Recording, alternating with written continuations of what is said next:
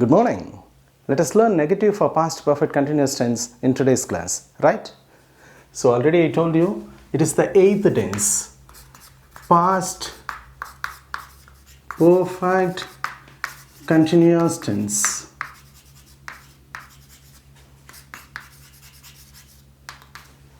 What auxiliary verb should we use here?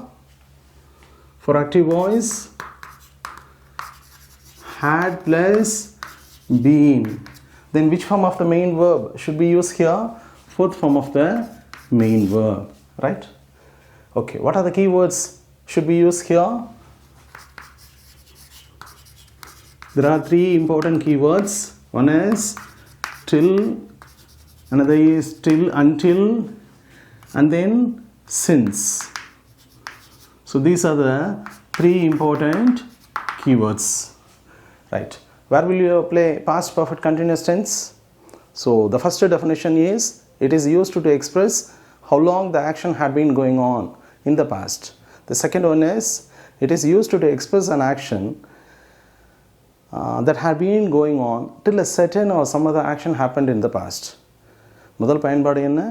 கடந்த காலத்தில் ஒரு செயல் எதுவரை நடந்து கொண்டிருந்தது என்பதை குறிப்பிடுவதற்கும், இரண்டாவது பயன்பாடு கடந்த காலத்தில் ஒரு செயல் மற்றொரு செயல் அல்லது ஒரு குறிப்பிட்ட செயல் நடக்கும் வரை தொடர்ந்து நடைபெற்று கொண்டிருந்த செயலை குறிப்பிடுவதற்கும் நம்ம பாஸ்ட் பர்ஃபெக்ட் கண்டினியூஸ் டென்ஸ் பயன்படுத்தி கொண்டிருக்கிறோம், right?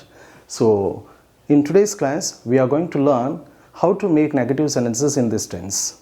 Let us see some examples, right?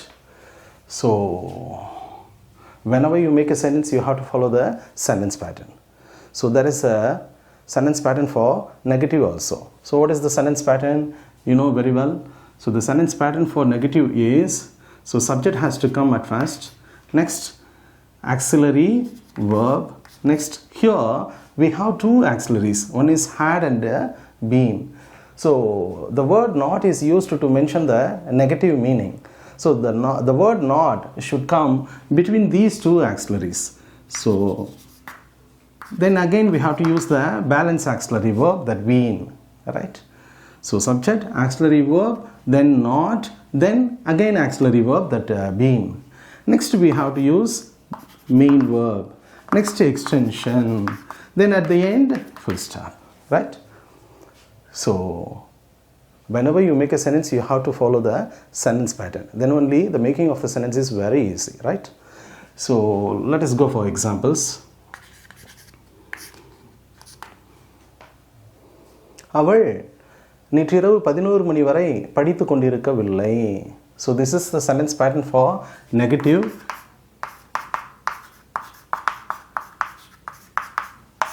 Never forget.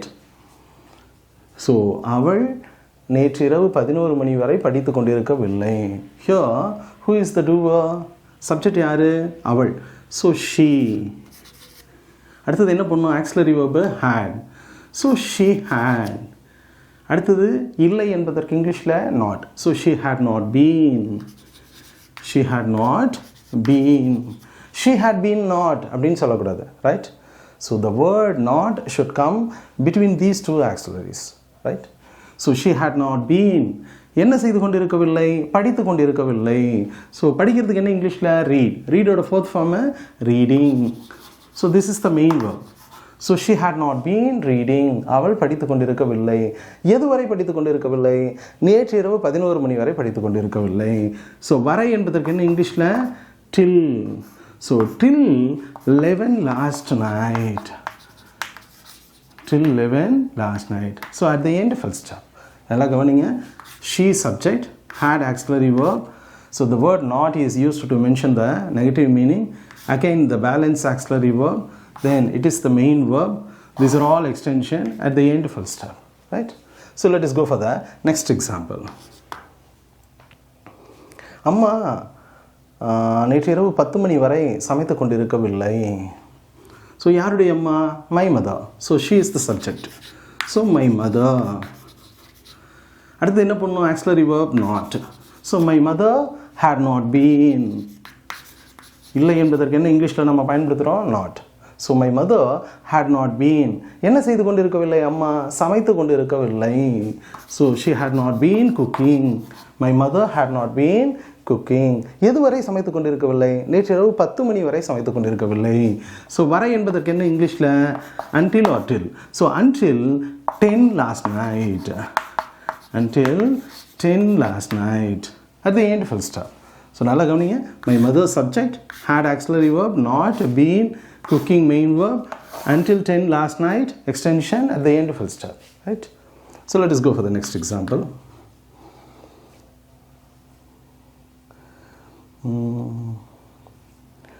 Geetha அந்த கதையை சென்ற மாத இறுதி வரை எழுதி கொண்டிருக்கவில்லை. யார் எழுதி கொண்டிருக்கவில்லை? Geetha. So she is the subject. So Geetha அடுத்தது ஆக்சிலரி வெர்ப் என்ன பண்ணணும்? Had. So she had not been. Geetha had not been. எழுதுறதுக்கு என்ன இங்கிலீஷில்? ரைட். ரைட்டோட எத்தனாவது ஃபார்ம் பண்ணணும்? 4th form. So Geetha had not been writing. எதை எழுதி கொண்டு இருக்கவில்லை? அந்த கதையை. So Geetha had not been writing the story. Excuse me. So writing the story. So the ஸ்டோரியை அந்த இடத்துல பயன்படுத்துகிறோம். ஒரு பர்டிகுலர் ஸ்டோரி, அந்த ஸ்டோரி வெளியில் வந்துருச்சு. அந்த கதையை அவள் எதுவரை எழுதி கொண்டு இருக்கவில்லை? சென்ற மாத இறுதி வரை எழுதி கொண்டு இருக்கவில்லை. அதுக்கு முன்னாடியே முடிச்சிட்டான். So when we want to change the negative, when we want to change the common noun into proper noun, we have to use the word the definite article, right? So Geeta had not been writing the story எது வரைக்கும்? Till the end of last month. Till the end of last month. At the end full stop, right? நல்லா கவனிங்க. subject, auxiliary verb, the word not, then auxiliary verb, then main verb. These are all extension. At the end full stop. So அவள் சென்ற மாத இறுதி வரை அந்த கதையை எழுதி கொண்டிருக்கவில்லை. Geetha had not been writing the story till the end of last month. Right? Let us go for the next example. நான் இந்த வேலையை சென்ற ஞாயிறு வரை செய்து கொண்டிருக்கவில்லை. ஸோ யார் செய்து கொண்டிருக்கவில்லை? நான். So subject I. ஐ வந்தால் என்ன பண்ணும்? ஹேட். எல்லா சப்ஜெக்ட்டுக்கும் ஐ ஹேட் தான் பயன்படுத்துகிறோம். So I had not been. நான் என்ன செய்து கொண்டிருக்கவில்லை? இந்த வேலையை செய்து கொண்டிருக்கவில்லை. செய்கிறதுக்கு என்ன இங்கிலீஷில்? டூ. டூவோட எத்தனாவது form? 4th form. So I had not been doing the work. Doing the work. இந்த வேலையை ஆர் டூயிங் திஸ் ஒர்க் எப்படி வேணால் சொல்லலாம். So I had not been doing the work எது வரைக்கும்? till last Sunday or till Sunday last. Till Sunday last. At the end of full stop. So கடந்த ஞாயிறு வரை நான் அந்த வேலையை செய்து கொண்டிருக்கவில்லை. Subject, auxiliary verb, the word not, then been, then main verb. These are all extension at the end of full stop. Right? So let us go for the next example. Sheela மேடையில் நேற்றிரவு 12 மணி வரை பாடிக்கொண்டிருக்கவில்லை. யார் பாடிட்டு இல்லை? ஷீலா. ஸோ ஷீலா தான் subject. Right? So Sheela had not been. Excuse me. So Sheela had not been. என்ன செய்து கொண்டிருக்கவில்லை? பாடிக்கொண்டிருக்கவில்லை. So she is a singer. அவங்க வந்துட்டு ஸ்டேஜில் 12 மணி வரை பாடிக்கொண்டிருக்கவில்லை. அவங்க 11 மணிக்கே முடிச்சிட்டாங்க. So Sheela had not been. பாடுறதுக்கு என்ன இங்கிலீஷில்? சிங். சிங்கோட எத்தனாவது ஃபார்ம் பண்ணணும்? 4th form. So she had not been singing. Sheela had not been singing. எங்கே? மேடையின் மேலே. So if anything is at the top of something we have to use on. ஏதாவது ஒன்று எதன் மேலாவது இருந்தால் என்ன பண்ணணும்? on. So on the stage. Stage is a common noun. To change into proper noun we have to use the. So she had not been singing on the stage. எது வரைக்கும்? till 12 last night. So நேற்றிரவு 12 மணி வரை அவர் மேடையில் பாடிக்கொண்டிருக்கவில்லை. ஷீலா பாடிக்கொண்டிருக்கவில்லை. Right? So subject, auxiliary verb, not, then been, auxiliary verb, then main verb. These are all extension at the end full stop. Right? So let us go for the next example. உன் தந்தை உனக்காக நேற்றிரவு 11 மணி வரை காத்து கொண்டு இருக்கவில்லை. அவர் 10 மணிக்கே கிளம்பிட்டார். So யார் காத்து கொண்டு இருக்கவில்லை? உன் தந்தை. So your father. சப்ஜெக்ட் யார்? Your father. So your father auxiliary verb had. So இல்லை என்பதற்கு என்ன இங்கிலீஷில்? not. Again we have to use the remaining auxiliary verb been. So your father had not been. என்ன செய்து கொண்டு இருக்கவில்லை? காத்து கொண்டு இருக்கவில்லை. காத்திருக்கிறதுக்கு என்ன இங்கிலீஷில்? வெயிட். வெயிட்டோட fourth form waiting. So he had not been waiting. யாருக்காக? உனக்காக. for you. When you mention the reason you have to use for. எப்பொழுதெல்லாம் காரணத்தை சொல்கிறீர்களோ, ஒரு செயல் எதற்காக நடைபெறுகிறது என்கிற காரணத்தை சொல்கிறீர்களோ, அப்பொழுதெல்லாம் என்ன போடணும்? நீங்கள் for போடணும். So it is used to mention the reason. For is used to mention the reason. காரணத்தை குறிப்பிடுவதற்கு for பயன்படுத்துகிறோம். So your father had not been waiting for you. எது வரைக்கும் காத்து கொண்டு இருக்கவில்லை? till 11 last night. ஸோ நேற்றிரவு 11 மணி வரை உன் தந்தை உனக்காக காத்து கொண்டு இருக்கவில்லை. ரைட்? he left at 10. 10 மணிக்கு அவர் கிளம்பிட்டார். So subject, auxiliary verb, the negative word not, again auxiliary verb, then main verb. These are all extension at the end full stop. Right? சரி. மாணவர்கள் மைதானத்தில் நேற்று மாலை 7 மணி வரை நடனமாடிக்கொண்டிருக்கவில்லை. ஸோ யார் நடனமாடிக்கொண்டிருக்கவில்லை? மாணவர்கள். மாணவர்களுக்கு என்ன இங்கிலீஷில்? Students. So students had not been. Students had not been. நடனம் ஆடுறதுக்கு டான்ஸ். டான்ஸோட fourth form dancing. So they had not been dancing. அவர்கள் நடனம் ஆடிக்கொண்டிருக்கவில்லை. எங்கே? மைதானத்தில். So in the ground. Ground is a common noun. To make a common noun into proper noun we have to use the definite article the. Ground is a marked place and ground is a bigger place. When you mention a marked and a bigger place, you have to use in. பெரிய வரையறுக்கப்பட்ட இடங்களை குறிப்பிடுவதற்கு நம்ம என்ன பயன்படுத்தணும்? in பயன்படுத்தணும். Right? So students had not been dancing in the ground. எது வரைக்கும்? till 7 last evening. till 7 last evening. நேற்று மாலை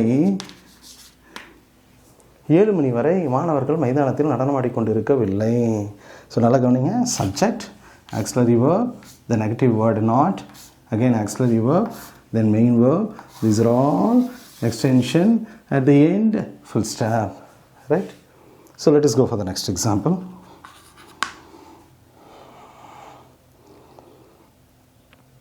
நீ உன் கணவருடன் நேற்றிரவு 11 மணி வரை சண்டையிட்டு கொண்டிருக்கவில்லை. ரைட்? யார்? நீ. நீக்கு என்ன இங்கிலீஷில்? You. So you had not been. sorry. you had not been. you had not been. என்ன செய்து கொண்டிருக்கவில்லை? சண்டையிட்டு கொண்டிருக்கவில்லை. சண்டையிடுறதுக்கு என்ன இங்கிலீஷில்? ஃபைட். ஃபைட்டோட எத்தனாவது ஃபார்ம் போடணும்? Fourth form. So you had not been fighting. நீ சண்டையிட்டு கொண்டிருக்கவில்லை. எது வரைக்கும் சண்டையிட்டு கொண்டு இருக்கவில்லை? நேற்றிரவு 11. யார் கூட சண்டையிட்டு கொண்டு இருக்கவில்லை? உன் கணவருடன்.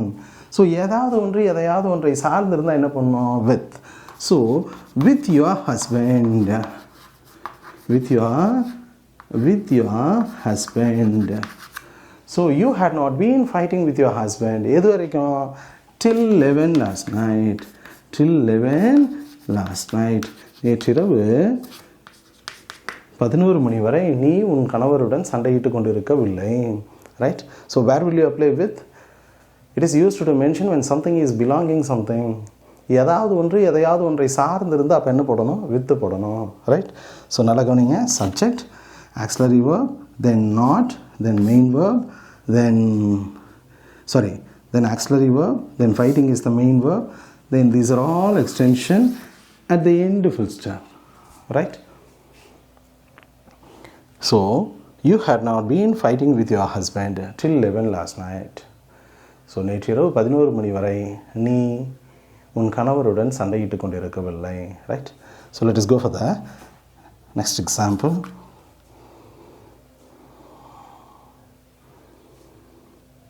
நாங்கள் சென்ற சனிக்கிழமை வரை எங்களின் தேர்வுக்காக தயார் செய்து கொண்டிருக்கவில்லை. யார் தயார் செய்து கொண்டிருக்கவில்லை? நாங்கள்.